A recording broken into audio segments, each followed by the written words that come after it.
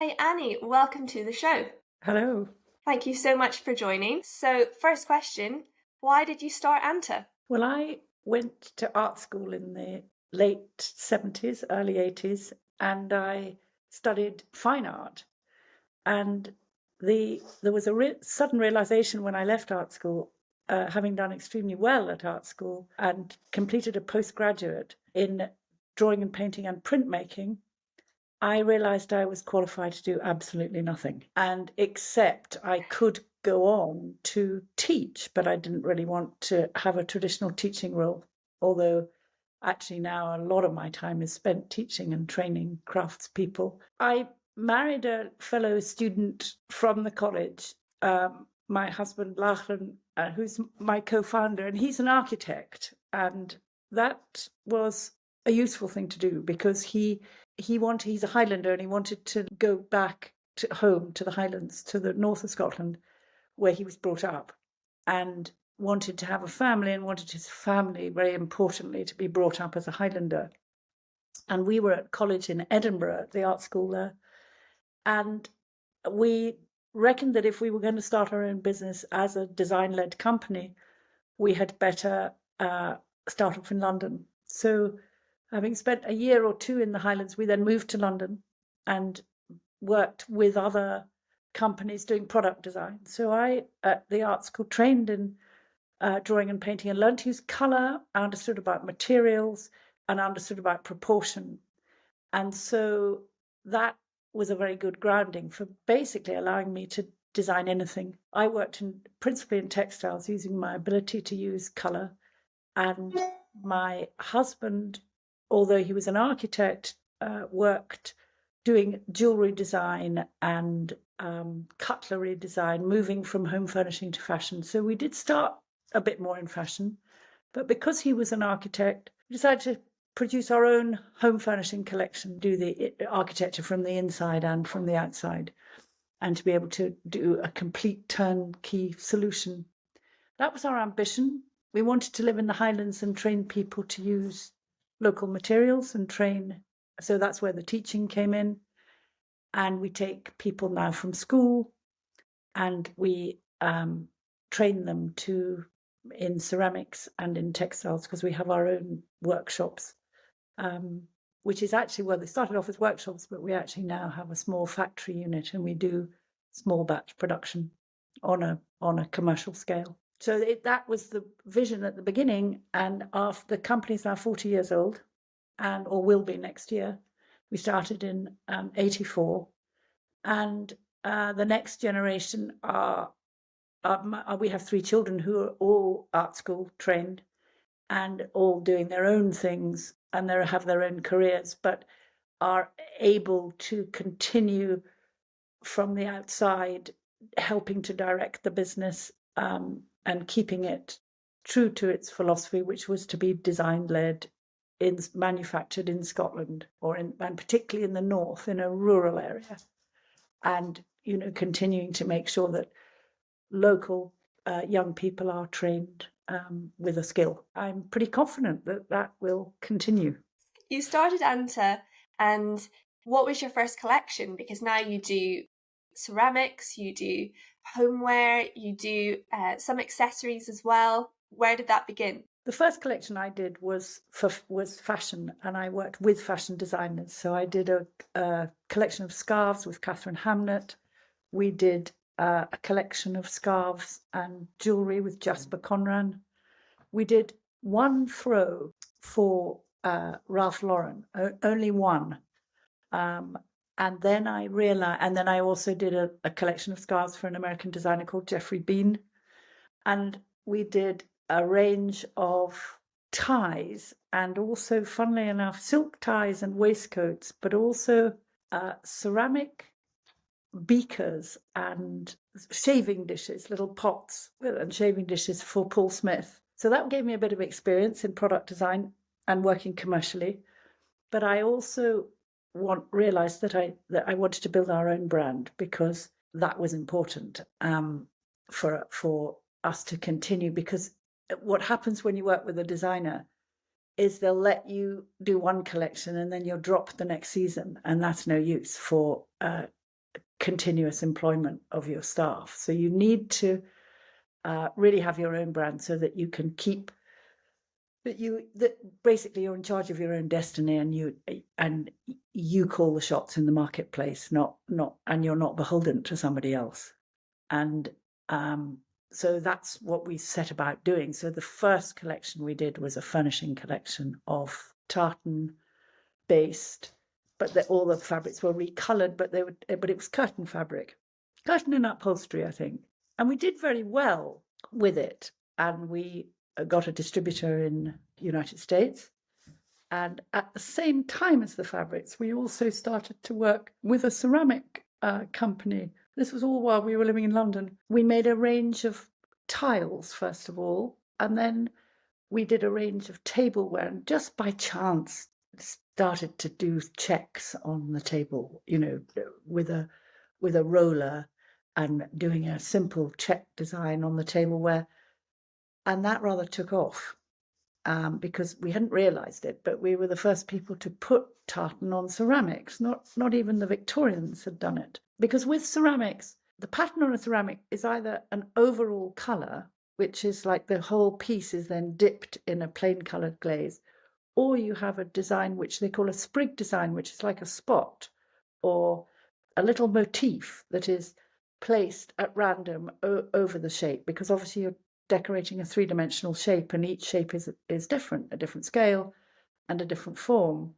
So to do an overall pattern, which principally a tartan is a grid over a rounded shape, was a bit of a challenge, but we've worked on that very successfully.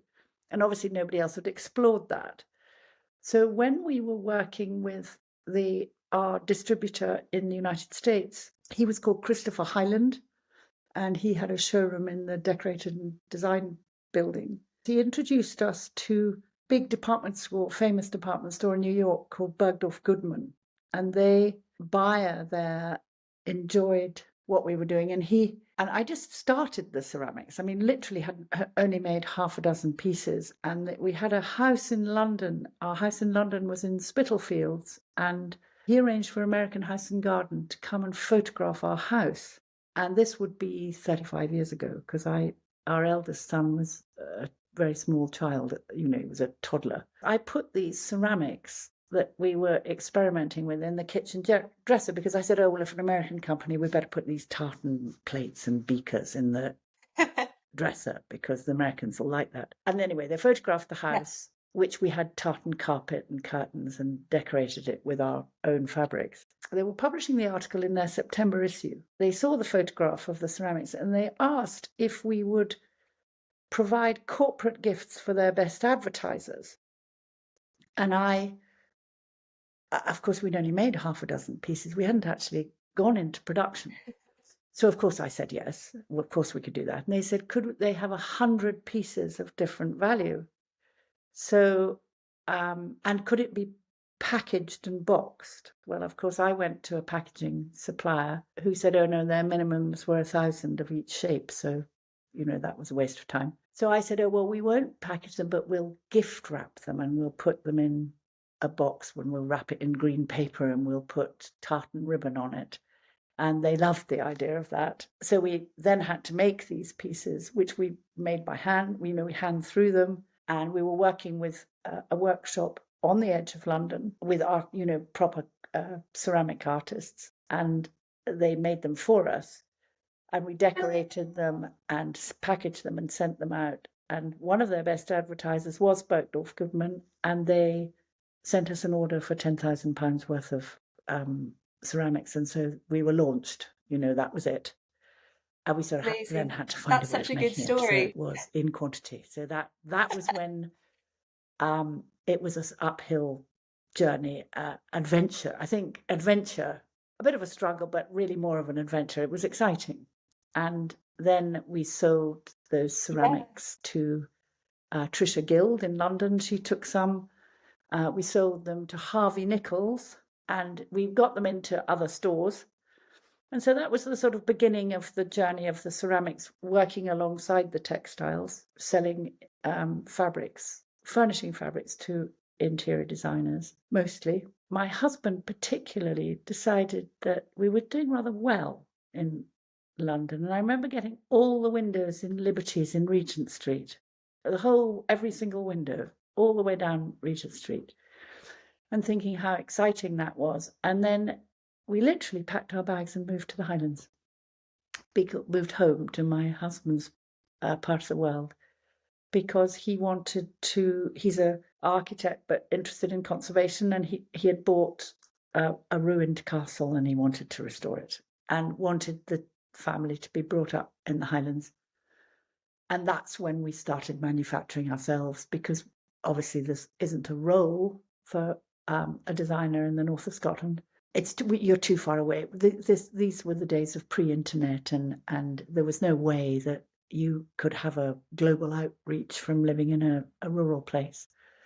So we were forced to start our own brand, our own label, and manufacture ourselves. And we then were manufacturing in small quantities, and we had our own shops gradually. We had a little shop in Edinburgh, and then we got a bigger shop in Edinburgh, and then we got a shop in London and one in Glasgow, and we became retailers. And that was the best way to promote the brand, because you have a shop, you put your name above the door, and you put a label on your product, and people associate that product with the brand, and it develops a personality of its own. Then, of course, fast forward to this 2019, we lost 3/4 of our business overnight, because we were retailers. We were designers, manufacturers, and retailers.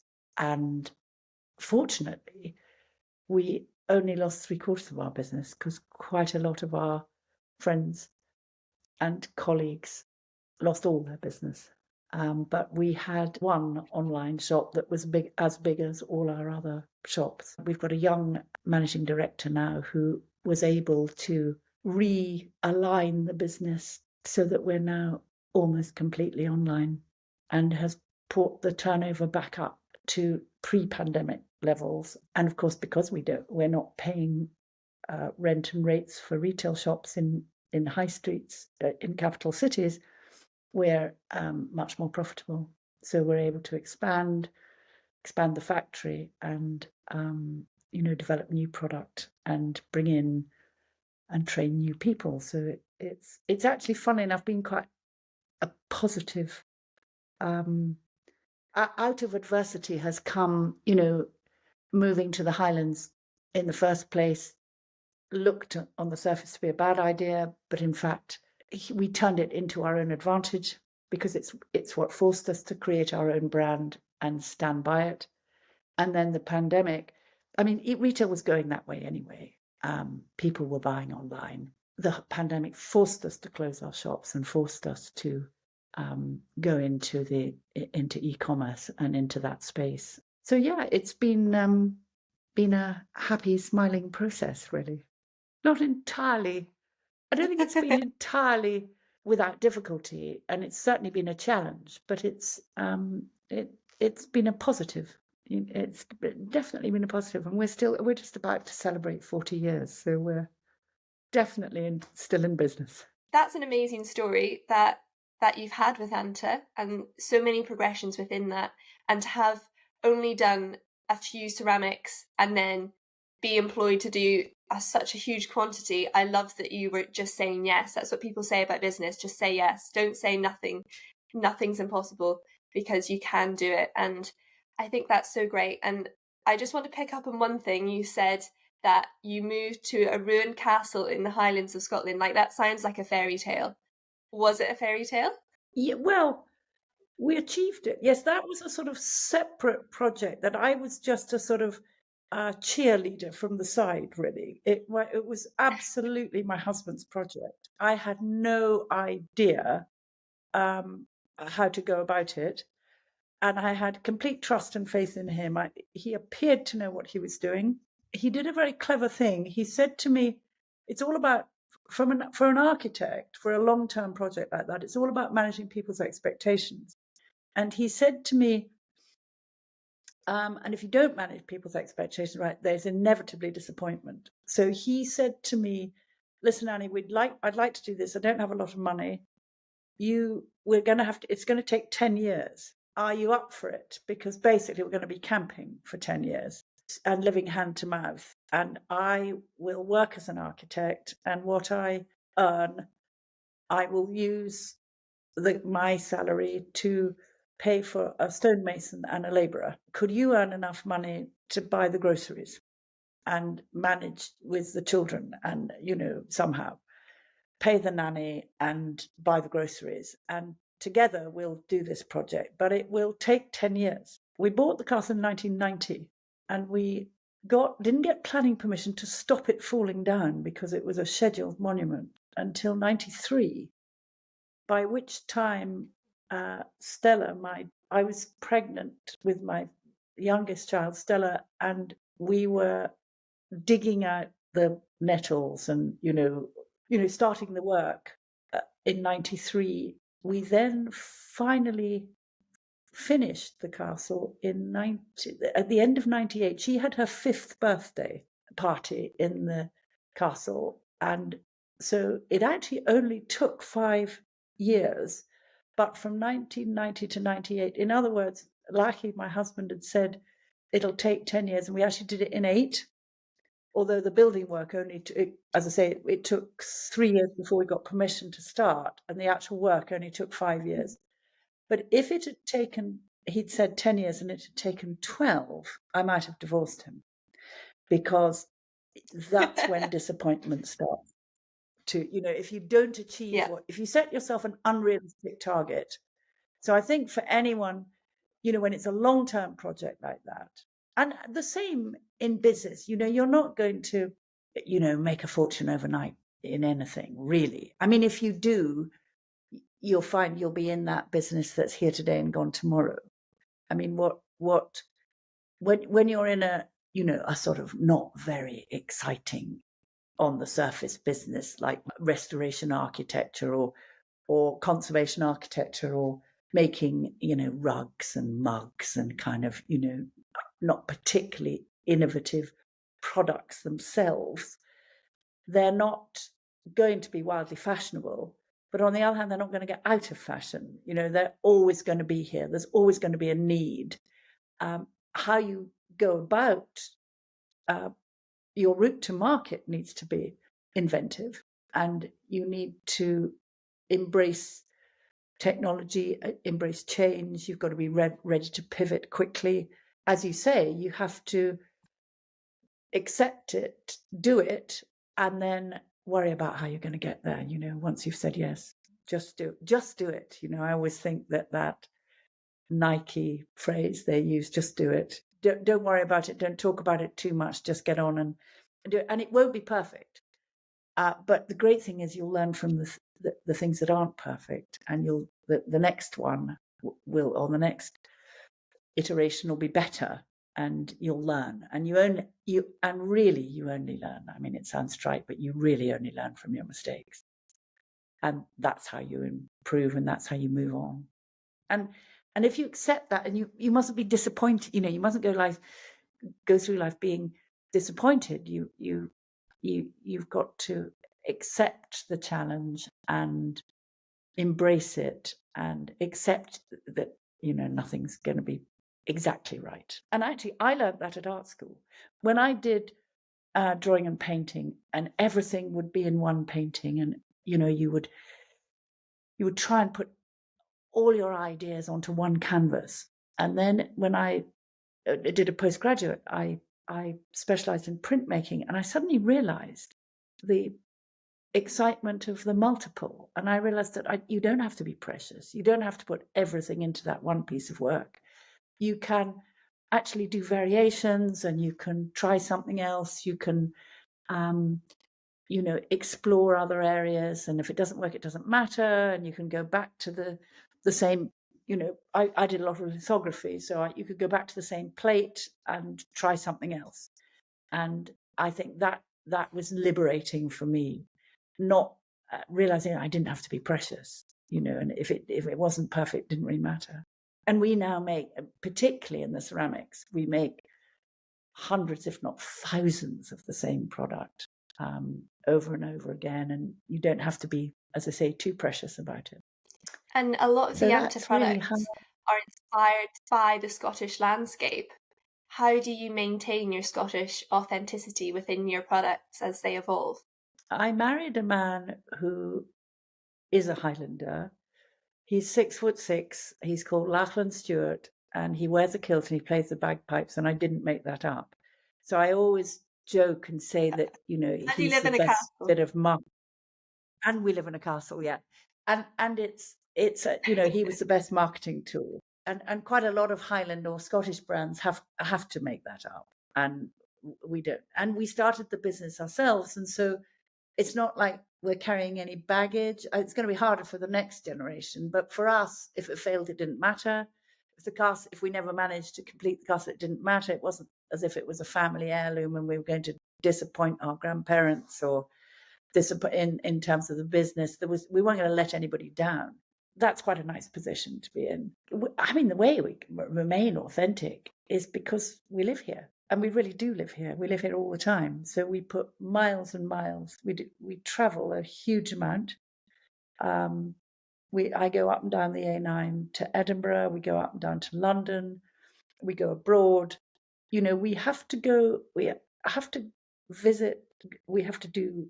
We're now doing more trade fairs because we're selling to other, going back to doing more B2B and business to business and finding partners that we want to work with in other companies. We're doing a nice project now, which actually my daughter has really encouraged, which is to buy the local wool from our local farmers, and because they're getting very little money for the wool from their sheep. It costs them more to shear the sheep than they're actually getting for the wool product. And of course, all of our carpet and furnishing fabrics are made of pure wool, and particularly the carpet, we use huge quantities of it. So we're now buying our raw material literally from our doorstep, and we're processing that and dyeing and spinning it and using large quantities to make our carpet. So we've been working with flooring companies. We make this flat weave carpet, which we ourselves make into rugs and runners, and we sell them online and a little bit from our factory shop. But wall-to-wall carpeting and stair carpeting, we're selling through interior designers and flooring companies, and that way we can use a lot.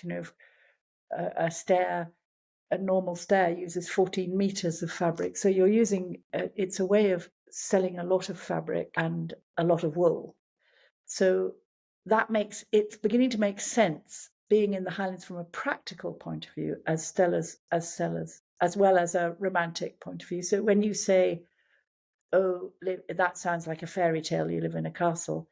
Yes, it is a bit of a fairy tale, but it's actually practical from the point of view of sourcing our raw material, obviously inspirationally. I mean, if you live in the Highlands, the light changes dramatically during the day, and light is color, and you see the castle where we live is about 9 miles from the factory, and when I go home, the sky and the landscape changes, the season, it's agricultural, so the field can be, well, at this time of year, the fields, the harvest, they haven't quite started harvesting, so everything is golden yellow, and the trees look dark against it. The skies, depending on the time of day, can be green or can be purple, or it's extraordinary. Skies are never necessarily blue in the Highlands, and that way it's amazing where we live, and I think that's why people come on holiday in the Highlands. But we actually live here all the time. You guys are the real deal. That's amazing. Yeah, and we have a very good life, and we're all, the thing we have in common with all the people who work, in the team, is we all want to, if we possibly can, we want to live in the Highlands and stay in, because the advantage of living in a rural place the pace of life is slower and the quality of life is greater. So yeah, we all have dogs and gardens, and it's pretty good. And you can really see in all of the ANTA designs how you've taken in the inspiration from heather, from the skies, as you've said. I haven't set this up, but I do have one of your beautiful throws right next to me. Good girl. And you can just so see like all the colours of heather and everything. I know my mum would be very proud of me right now. So yeah, I just think it's amazing that you not only design them with the inspiration from Scotland, but you make them in Scotland, you sell them in Scotland. And why have you chosen to manufacture everything in the UK and in Scotland itself? Well, I think it's because from an economic point of view, I always say to people, I studied as a fine artist, but more and more I'm now specializing in sort of microeconomics. I understand the value of providing a decent job in a rural area. So the particularly for girls, the girls that come out of our local school, well, girls and boys, I mean, we employ some men as well, but when they come out of school and they want to stay in the Highlands, there is not much for them to do. And if you want to make a decent living, you really have to leave and go to the city, go to Glasgow, Aberdeen, Edinburgh. And that tends to be what happens. Or if you stay, you work for the post office, or you can work in a supermarket, or you can get a job offshore, perhaps, but you never quite know how long that contract is going to be. And I think just to be able to give someone a regular income, reliable, so they can, bring up a family and live their life here is important. So that's why it's important that it's here. And how much ANTA is in your home? Completely. It's entirely decorated with ANTA, and usually seconds, things that haven't turned out quite right, things that I couldn't sell to somebody else. So by default, it's full of ANTA. But I like it. They're friends. So I wouldn't not have a house full of.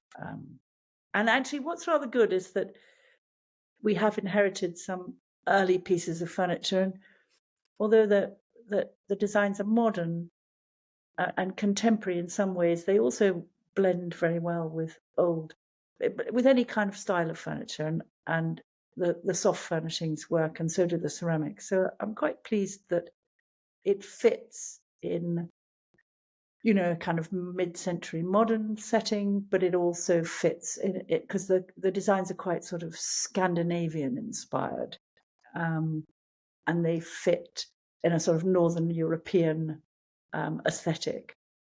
And I think because of where we are, it's more the design style is very more akin to something in Sweden or in Stockholm. I visit Stockholm quite regularly because I feel quite at home there, and I think that the color palette is very Scandinavian. The color palette we use, which is quite limited, and that's deliberate.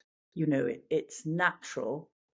We use one or two bright colors, but they're always balanced with a grey or a sort of quieter color. And that way it works.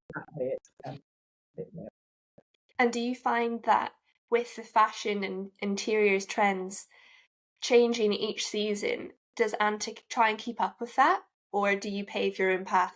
Well, I sort of do my own thing in a way, but I'm very conscious of what is happening inevitably.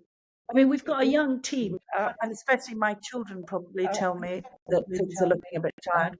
But also your customers, you're driven by your customers. It's what they want, and I don't want to be just selling to people my generation. I need to make sure that the product works for younger younger people. And because our product's quite expensive and it's home furnishing, it tends to be bought, our customer profile tends to be, main customers are sort of aged between, we reckon, between 35 and 55, when people are actually making a home. It's when you've got your own house and you've got your own, and you're setting up a home yourself. And the pieces they have a lifetime value. They don't wear out and they don't go out of fashion. So they're kind of investment pieces. And so you want to make sure that they don't scream a particular period. And actually, if I look back on the collection, we're going to have a big show next year because we're 40 years old, and we're going to divide it into 4 decades.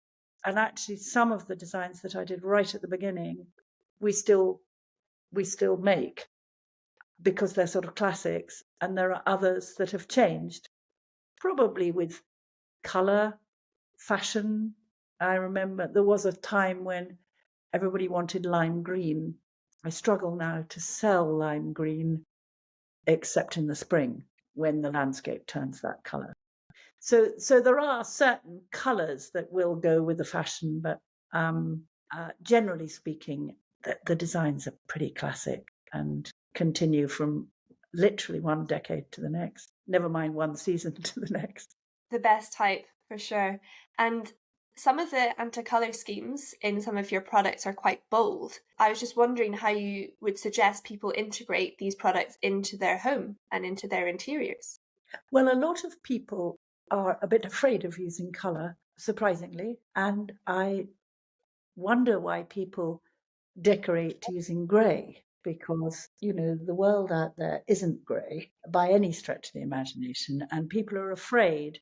But I can understand that using colour is a bit like, I would say, it's all about harmony, and it's a bit like singing in tune. And if you get it wrong, people are afraid of basically singing out of tune, which I can understand. So if you want to have a plain neutral background in your house, to choose your favorite bright color, you can literally use that as the feature. So you can say, okay, I'm really fond of red, or I really like turquoise blue, or I like that blue orange combination. I'm going to feature that in my house. And I think what's useful is if you take one of the ANTA fabrics, and any one of the fabrics has no more than probably 4 or maximum 5 colors in it. But then where the 2 colors cross, you're getting an interesting gray. And what you can do is use that as a starting point. So say you take an ANTA carpet or an ANTA throw, you could actually decorate your whole room, use the green for your paintwork, or the gray for, your carpet or your furniture. You can make it work, I think. Using that as a sort of key to the interior decoration, so that you're not introducing too many colours, and it works quite happily. Well, take that throw you've got, and you could do a whole interior scheme around it, picking out the colours and using that as a starting point. It's great. Yeah. ANTA go to great efforts to ensure that they minimise their impact in the environment around them. Has this always been a core of your business approach? Well, it has, not necessarily deliberately, but when I first started in the 80s, I would say to people, of course, it's all natural materials, and it's all, designed and made in Scotland, and we use locally sourced materials, and people used to go, oh, whatever, if you had it made in the Far East, it'd be so much cheaper. And now, of course, people don't say that. So in a way, we were slightly ahead of our time, but we weren't on any kind of crusade particularly. It was just that we felt that was the right thing to do. If we were creating an authentic Scottish brand, then the materials must be sourced here, and the product must be made here. Otherwise, it wasn't genuinely a Scottish product. So that is what we've always done. And it makes so much sense when you say it like that. Well, also it makes economic sense, and you're securing your supply chain. When we were very anti the whole Brexit idea because of how the impact it would have on manufacturing businesses, but it actually didn't impact us at all because everything we make comes from this. All of our materials are British sourced, and so we weren't importing anything. The only impact it's had is on export.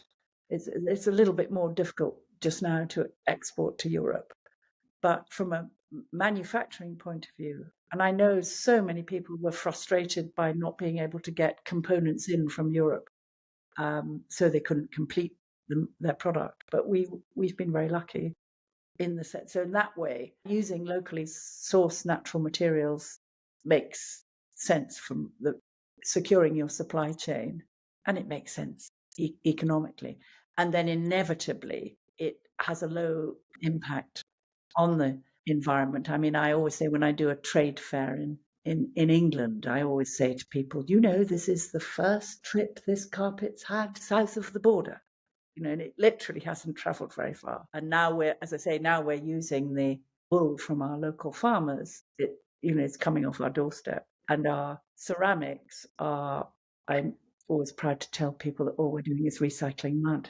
So the raw material comes in at one end, and we make the clay, we make the glazes, we make the shapes, and the finished goods come out the other end. On the ceramic side, we control every aspect of the process. What's your favourite task of the calendar year? I think, sale time is always good fun.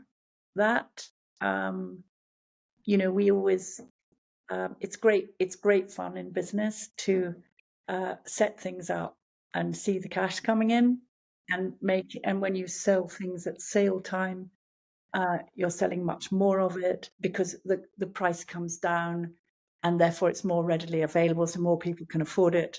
So sale time is always good fun. Everybody's massively busy, everyone's enthusiastic, and that happens a couple of times a year. But we also do promotions weekly. So we have kind of mini sales throughout the year, and then we have twice a year we have a big sale. So yeah, the little promotions we do weekly are the Tartan Tuesday promotion, which we've been doing for about 10 years, at least 10 years, I think 10 or 15 years probably. Since the pandemic, we do another promotion on a Sunday, which we call Spruce Up Sunday. So we do 2 promotions a week, and that gives us an opportunity to promote new product or literally to shift excess product. And then we also do a nice thing at Christmas time, which we've been doing for some years now, which is what we call the Advent calendar. And we do a different promotion every day in December. And that goes down very well with our customers because basically we design it so that you can do your Christmas shopping for the entire family and friends. So we do product at different price points that to appeal to different people, different ages and different genders. But having said that, an ANTA scarf can be worn by a 4-year-old and it can be worn by an 84-year-old. A lot of particularly our fashion product, and also some of the home furnishing things like mugs and bowls, they're neither gender specific nor are they age specific. They can be used by anyone, anywhere. And that's a nice thing. Again, it's nice to be able to do that, but it's also, it economically makes sense because it means your audience is wider and less targeted. If someone was going to buy their first ANTA product, what would you suggest it be? I think I would suggest it was an ANTA bag. We make bags out of the carpet, and we started making bags by chance because we were fitting carpet for projects, and we started to make bags from the leftovers, the cuttings, and then the bags took off because they're strong, because they're made of carpet, they're robust. And so we then thought we actually now probably make as much carpet into bags as we do into carpet rugs, surprisingly. And that is the younger age group people the first start using an ANTA bag at school. So it makes a very good school bag because it's strong and you can put your school books and your gym kit and sports gear in it and drag it backwards and forward to school. and it takes, it doesn't mind quite a serious punishing. And that's very good for us, because if I can get someone being familiar with the brand, aged 15 or 16, and they take their school books to school and they do well at school, they're then going to go on and graduate and use their bag at university, and then they're going to be, with luck, have, qualify and work professionally and have a large income, so they can then start buying other things from me. The other thing, if you go earlier, opposed to that, to introduce a customer from the moment they're born, or literally the moment they're born, is we do a range of baby blankets, and that's not going to change. The first thing you do for a newborn baby is you wrap it in a blanket. So we can provide a newborn baby with a baby blanket, and then as soon as it can drink out of a mug or it, needs to eat its porridge, we can provide it with a porridge bowl and a mug. So really, you can start, with ANTA from the moment you're born, and people give our little mugs and baby blankets as for newborns all the time. I love how it's a lifestyle brand, like for every age group, lifetime, and they literally last. That can be the problem, because they last a bit too long. I think that if the products you want people to keep buying. Exactly. You can always it's a good. You can always have another mug in your cupboard. That's a good thing for sure. And you can always have another bag. That's what I tell people.